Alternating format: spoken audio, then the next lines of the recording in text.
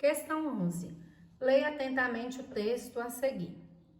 No final de agosto de 2017, os movimentos que negam o formato em globo da Terra ficaram em evidência nos Estados Unidos por apontarem supostas falhas nas explicações sobre o eclipse solar total que percorreu 113 quilômetros de costa a costa no país. Apesar de discordâncias internas nesses grupos, em geral, os terraplanistas acreditam que a Terra é coberta pelo firmamento em formato de domo. Sol e Lua fariam seus percursos dentro desse espaço e seriam corpos muito menores do que acreditam os globalistas. Já a Antártica ocuparia as bordas do disco da Terra. Essa é um texto, retirado do G1 da Globo, Ciência e Saúde, que foi retirado aí, o acesso dele foi no dia 27 de maio de 2018, tá? Não exatamente o dia da postagem. E a questão fala o seguinte: há pessoas que acreditam que a Terra é plana. Sobre essa afirmação e com base na figura da Terra plana, responda as questões a seguir. Letra A. A partir do século XV, no início das grandes navegações, muitas rotas marítimas foram traçadas para encurtar os deslocamentos entre os continentes. Como as navegações podem ajudar a entender o formato global do planeta Terra? Então, as navegações elas ajudam porque ela começa em um ponto e muitas vezes termina no mesmo ponto, E fazendo o quê? Cruzando esse planeta de leste a oeste, ou seja, de uma ponta para outra, E aí sem chegar a um final dessa Terra, tá certo? Então é assim que a navegação ajuda a provar que a Terra não é plana. Letra B. Se a Terra tem formato de globo, como as pessoas mais ao sul não caem em direção ao espaço, da mesma forma que eu jogo a pedra para cima e a Terra puxa essa pedra para baixo, ela está puxando também os nossos corpos. Então, a gente não cai do planeta simplesmente por causa da gravidade que o planeta exerce em cima do nosso corpo, que é uma força muito grande em relação ao tamanho do planeta e ao nosso tamanho, tá certo? 12. A imagem apresenta a órbita de alguns corpos em torno da Terra. O GLONASS, o GPS, o COMPASS, o MEOSATELLITES e o Galileu são satélites de responsabilidade, respectivamente, da Rússia, dos Estados Unidos da América, da China e da União Europeia, e servem para a localização global. Com base na imagem, responda às questões propostas. Então, a letra A pede para completar a tabela com o período de translação e o raio da órbita de cada um dos satélites, utilizando valores aproximados. Então, eu vou aumentar essa imagem aqui e vou focar bastante na imagem que está ao lado aí do quadro. E vou mudar aqui o ponto aqui do meu telefone. Então, como que eu vou analisar essa imagem?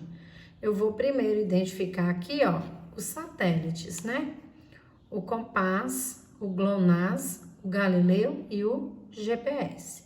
Se vocês verem, eles estão representados aqui em cores diferentes. Azul escuro, um esverdeado, um rosa e um laranja. E a volta que ele está dando aqui ao redor da Terra também está na mesma cor do nome dele. Tá vendo? Então, quando eu observo essa volta, eu vejo que eu tenho aqui, uma linha aqui, outra linha aqui. E essas linhas é que vão me dar períodos de translação em horas e o raio,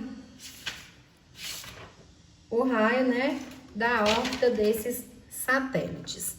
Então, vamos ver aqui, Então, nós vamos começar pelo GLONASS. Olha aqui, 5 horas, 10 horas, o GLONASS tá aqui, entre 10 e 15. Então, 10, 11, 12, 13, 14 e 15. O GLONASS, ele tem um período de translação de 11 horas. Aqui, ó, 11 horas, tá? E se eu empurro ele aqui, ó, se eu faço a rotação dele aqui, eu vou chegar aqui, ó, no número que representa o raio dele em quilômetros. 20 tá aqui, 21, 22, 23, 24, 25. Um pouquinho a mais do 25. 25,5 podemos dizer, porque pediu pra gente aproximar, tá certo? Nós vamos fazer a mesma coisa. Próximo satélite é o GPS. Olha o GPS. Tá logo 1 hora a mais do que o GLONASS. Então, o GPS, ele vai ter um período de translação de 12 horas. E quando eu trago ele para cá, ele vai estar aproximadamente 27 mil quilômetros o raio da sua órbita, tá? Aqui é a mesma coisa com o compás. O compás está a 1 hora depois do GPS, então ele está às 13 horas, é o período de translação dele. Quando eu desço com ele para cá, ó, 27, ele está no 28, logo depois do GPS, né? Então ele está a 28 mil, será 28 mil raio, né, da órbita dele. É a mesma coisa com o Galileu. O Galileu tá aqui, ó, um pouquinho antes do 15. O 15 tá aqui em cima, o Galileu tá aqui embaixo. Ele tá com um período de translação de 14 horas. Quando eu jogo ele para cá, ele tá exatamente em cima do valor 30 mil, tá? Então, 30 mil vai ser o raio da órbita do Galileu. Tudo bem? Então, eu vou diminuir um pouquinho a imagem para a gente ver como que é para ser colocado isso no quadro. Então, é uma forma bem simples, né? Esse quadro aí. Às vezes ele parece um pouco complicado, mas ele não é complicado, não. É só fazer a análise. Se você colocar a pontinha do seu lápis e ir seguindo, você vai encontrar aí direitinho, tá certo? Todos esses valores. E aí, agora, a questão B pede para você verificar os resultados obtidos de acordo com a terceira lei de Kepler. Para isso, utilize uma calculadora e aplique as regras de arredondamento para que os números tenham apenas a parte inteira, né? Então, nós vamos considerar sempre 2 casas depois da equação e vamos arredondar esses números, tá certo? Então, aqui é o resultado que o positivo deu. Então, o que a gente vai usar? Nós vamos usar a formulazinha, né? Período de translação ao quadrado dividido pelo raio da órbita ao cubo. Então, o GLONASS, ele tem 11 horas de translação. Vai ser 11 ao quadrado, que dá 121. O GLONASS, eles não utilizaram 25.500, não. Eles colocaram 25,5 vezes 10 ao cubo. Por que 10 ao cubo? 10 ao cubo é 1000, é a mesma coisa. Colocou isso entre parênteses e ainda multiplicou por 3. Como que eu vou fazer isso?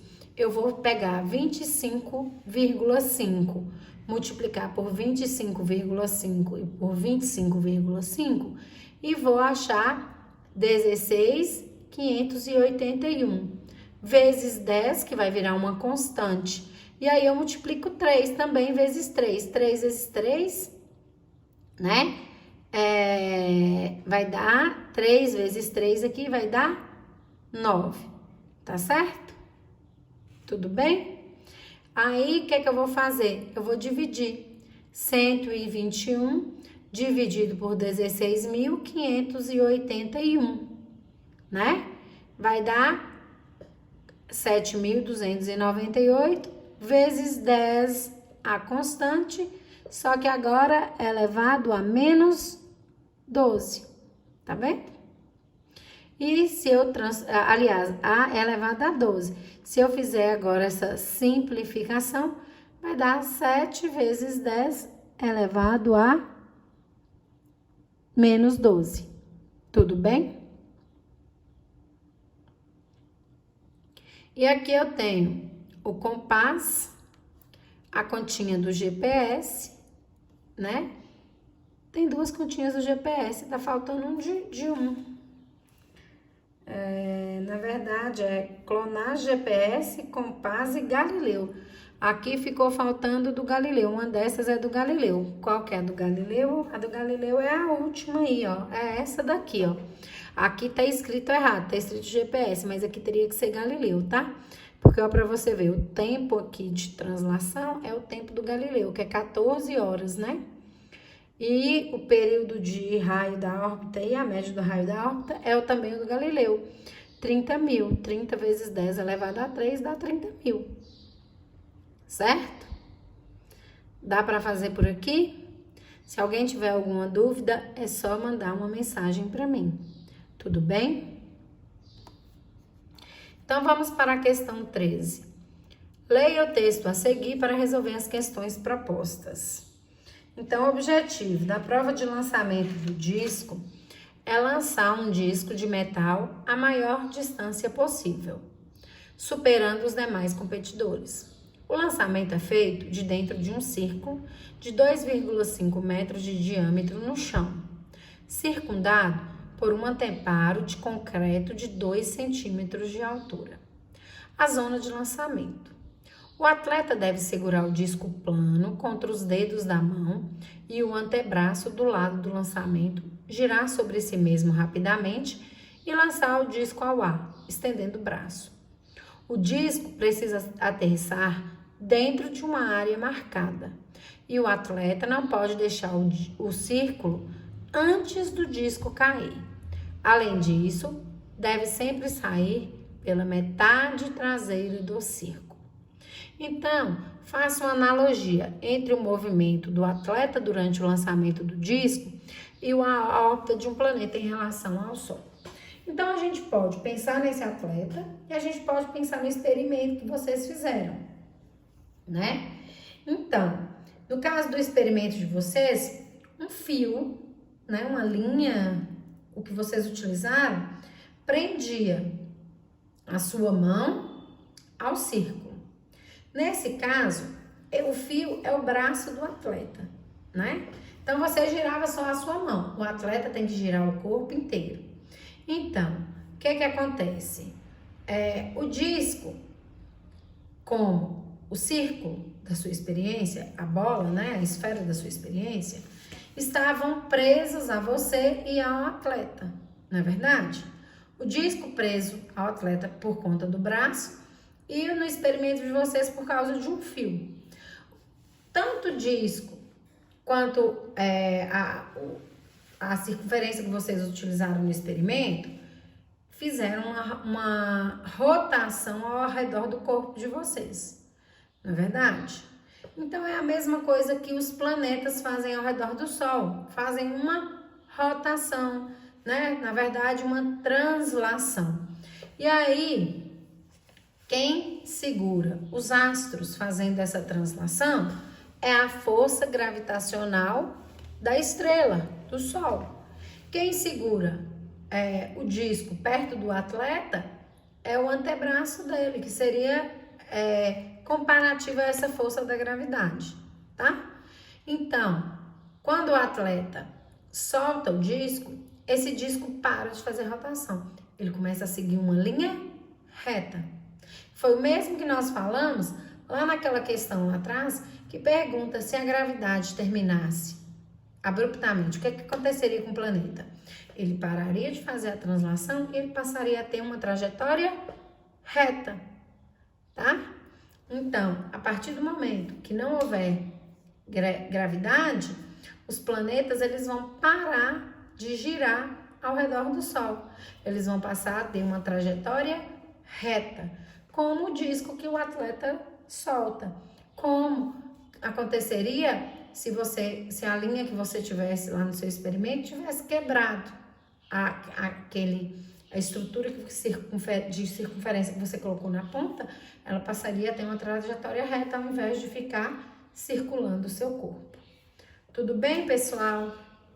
Então, a nossa correção, ela termina por aqui. Se restou dúvida, manda mensagem para mim no WhatsApp que eu vou tentar tirar todas as dúvidas, tá bom? Então, um abraço e bons estudos.